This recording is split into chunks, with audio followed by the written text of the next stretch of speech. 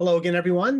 This is Nick Schrammick here with Howard Chow. We are the partners of Doon Insights, and we're here for another episode of What's Next in our podcast that focuses on early stage tech companies and the innovators that are blazing the trail in the verticals that we operate in. So today we're looking at a food tech startup. So the company is Suggestic, and they came to our spring ag and food tech workshop in Bonny, Doon, and we really enjoyed having them there. So Suggestic is a SaaS platform for personalized nutrition and tele-wellness. So they combine lab tests, wearables, coaching, telehealth, other things to give you a unified user experience. So Howard, what did you think about Suggestic? Well, I was very impressed with them and very interested in them, partly because Victor, their founder, is a very successful serial entrepreneur, and that's always a good sign, something that investors look for.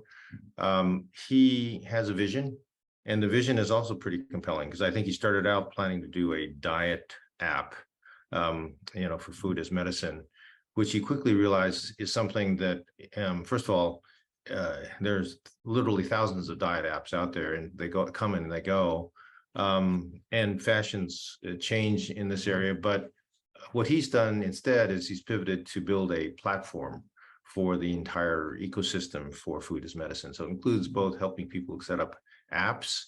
It helps people that have content. It helps people that CPGs. It helps people that are consultants, and it brings them all together in one platform. So I'll let him describe it more in this in his presentation. But I think it's a very compelling vision that he's brought forward. Great. Well, let's go ahead and let Victor Chapela take it away. He's the founder of Suggestic, and here he is presenting at the Doon Insights Ag and Food Tech Workshop this past spring. So Suggestic is really a SaaS B2B2C platform for delivering basically what is tele-wellness at scale. And tele-wellness has this intersection between health and food. And in that intersection, we work with the largest health companies on one side and wellness companies, and on the other side with the largest food companies. So as food goes into health or health goes into food, that intersection is very difficult, mainly because most of our products are not enough to actually get health outcomes. One product isolated is really much more difficult to actually generate any type of health outcome unless you have what we call a health journey. So our software, basically what it does is AI to deliver through apps and tele-wellness, and also AI to generate behavioral engagement through interactions. And that combined allows these, what we call health journeys. Think of it from a consumer perspective as an outcome they want to reach, a health goal they want to reach, starting from where they are to where they want to go with their own personalized body needs, but also what they like to eat, what their lifestyle looks like, what the food available is, and what their preference and restrictions are. And all those things have to be customized and personalized for each individual to actually be successful and reach that health goal. And to do so, it's a very complex set of things because that unique health journey ends up being very different for different people.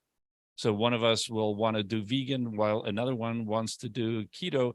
And on top of that, one of us has a health goal of losing weight, whereas another one is optimizing their endurance. So all these different journeys include not only food, but other things that we have to do around that. And the number one insight that we've had is that making a health journey successful is actually comes back to ease and convenience. There are things around substitutions of foods, but most importantly, that has to be in the context of I'm substituting this food to eliminate something, then I probably need supplements to increase something I was deficient on. And it also includes some type of exercise or sleep or relaxation that come into play to actually get that ultimate health outcome. And to guide people through that process, you need two things. You need, from the consumer perspective, the food items are commodities. And also the lab tests are commodities. And a lot of the guidance are commodities. It's only when you bind them together into a unified journey where you have wellness lab tests, like at-home lab tests and devices and assessments to define personalization. And then that you personalize to that each individual's body and requirements and preferences, then you give them the products in a succession of days, like it's a journey where they are having the products as toward an outcome, and that is guided. And so the ease and convenience has to do with giving them the food, the supplements, the labs, etc., and allowing this guidance to occur simultaneously. So in terms of the products that we've built, we have everything from white label apps that can be deployed within days, which allows then the health journey creators, the domain experts in a specific way, from getting like for gestational diabetes, or for pregnant women, or something in cancer, or something in weight loss. All those have a journey, and there's an expert who has already realized which combination of food, nutrients, exercise, sleep, etc., will go into that journey and can guide people through that. So the main thing is, how do you deliver these journeys in a way that is easy and convenient? So one of them is apps. Apps have become the way. There's over 200,000 apps, and there's going to be more, because it's highly, highly fragmented. And it's fragmented because each person wants a different journey. So even if I'm keto, it's different to be keto to lose weight, or to be keto to gain endurance.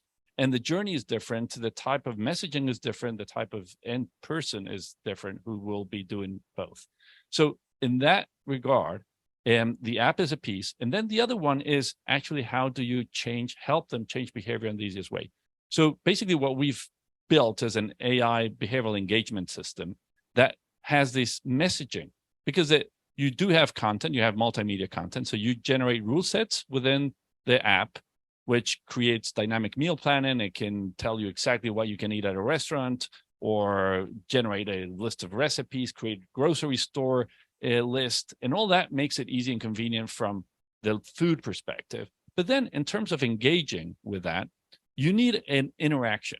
And you've all heard that this doesn't work if there's no coaching. And the coaching up to this day had been extremely expensive, mainly because coaching has to do with having a human on the other side interacting with you. And the more they help you, the more time they have to invest, therefore making it increasingly expensive.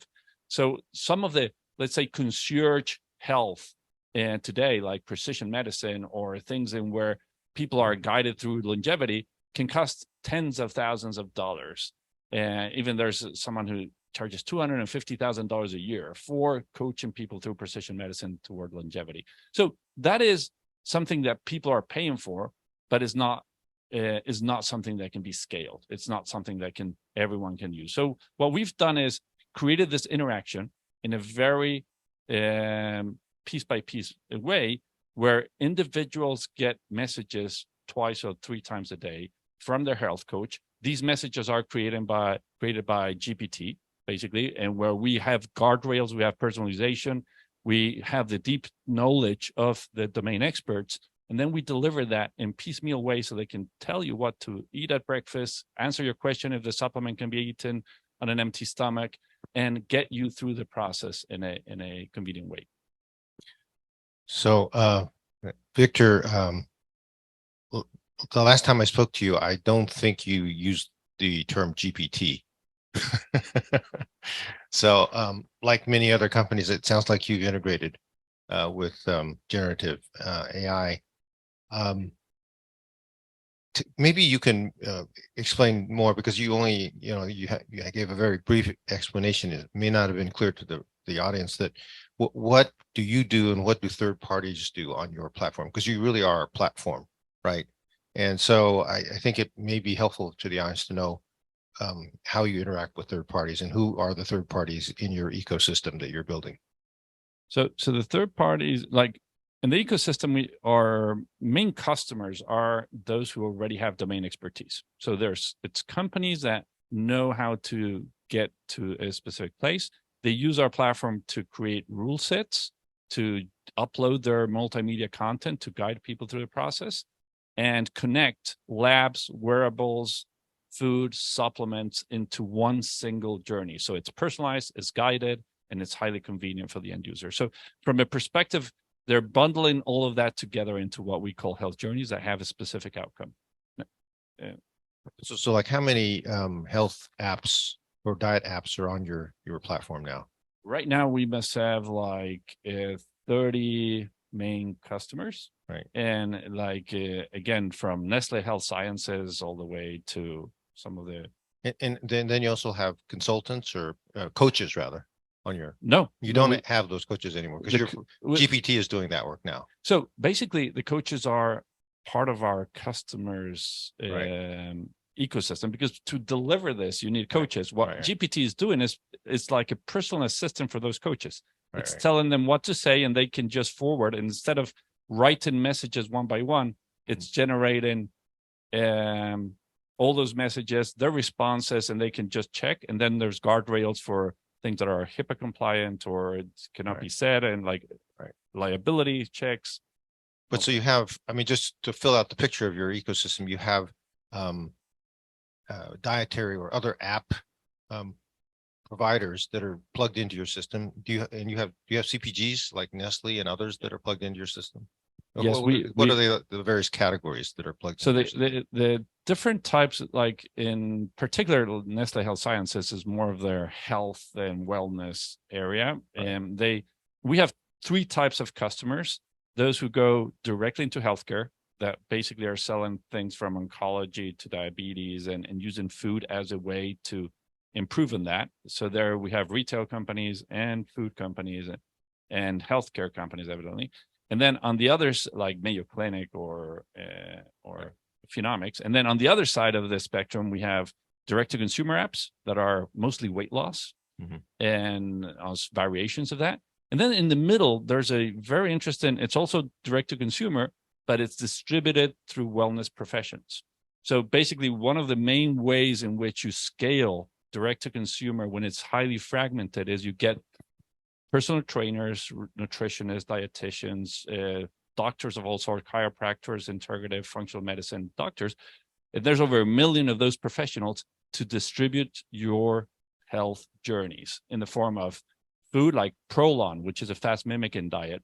It's distributed mostly like, or probiotics. They're distributed through doctors and practitioners and health coaches, and that is the way you scale those types of companies. So that is I would say most of our customers are in that category of being direct to consumer or paid by consumer, but distributed through wellness professionals. So I'm going to ask one last question. This is such a fascinating business model, but I'm going to open it up to questions here from the audience quick. But so given this complex ecosystem around your platform, where do the revenues come from? What are the different? Yeah, we have basically only two sources of revenue: software as a service, where we charge monthly fees. We now are 2.5 million ARR and profitable. And then we have a rev share when we help them distribute through other health professionals their programs. So basically, we take 15 to 30% of the distribution. Great. Questions? Gosh, you got it. There must be questions. This is such an interesting platform. Yeah, go ahead. In terms of modules, when you built it out, like which one was like the first one or maybe the easiest to build out? Because I can imagine so many complexity can come when trying to provide curated answers, right? So the modules, so interestingly, the easiest piece, which I wouldn't start there, but the easiest was certainly the content delivery. Like content delivery, everyone can do content delivery of videos and articles and interactions. I think going the opposite way, the most complex thing is being hyper-personalized. And hyper-personalization has to do with very definite rule sets of what people can eat or not. So we have 30,000 ingredients, 1,000 food groups, and that can be combined into rule sets that then are triggered by specific biomarkers like blood glucose levels, C-reactive protein, heart rate variability. And those can change which things or which food groups you should or should not eat, which then change your personalized meal plan. It changes the one-on-one messaging you get that day based on your blood glucose from yesterday. So we can modify the journey for each individual based not only on their goals, but also on their body's reaction to everything they're doing or eating. Josh. Yeah, I'm curious, what's the sort of regulatory framework for your product as a digital health app, as a digital health app, are you all involved in, are you doing any treatment or diagnostic work? So there's two very distinct sides, and they get confused. And one is the healthcare side, where all of that is absolutely like there's an iron wall between those two sides. One, so the healthcare side, and when we do things like cancer, diabetes, it has to be HIPAA compliant. It has to, and then an army of lawyers look through every single word. It's just, you can't even believe how many, like, oh, that word cannot be, we have to change the word. You cannot say healthy. Why not? Because that is implying they're either healthy or will be healthy. So we should change that word. Like, it doesn't make sense, but that is part of the regulatory healthcare. So, and when you are treating, diagnosing, or have lab tests that have specific biomarkers, then you have to be on that side, and it's very restrictive. Now, we're doing all of that with Mayo So you're Clinic. interpreting lab test results and things like that. Yes, Providing. and basically, when you're in that, then the health app becomes a lot less friendly, because it has all these like regulatory or lawyer made up thing. Not made up. No. Made up, like all the law is made up. But anyway, it's lawyers and then okay, made up. Well, somebody made it up. Like it's like it's not a real. Anyway, and then on the other flip side of that, you have the direct to consumer, where basically the way all the direct to consumer works is you stay clear of that side.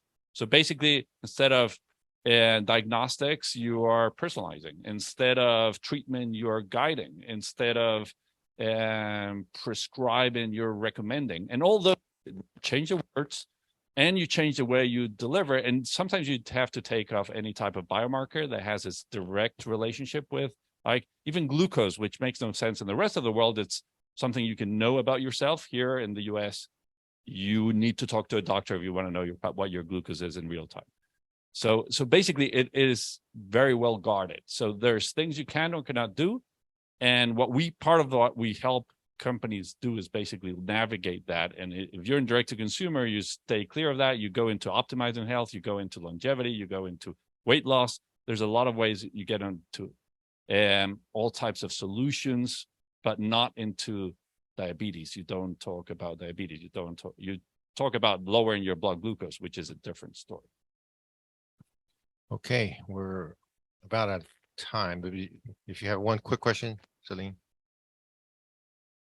Can you talk to consumer compliance and benefits and outcomes using your platform?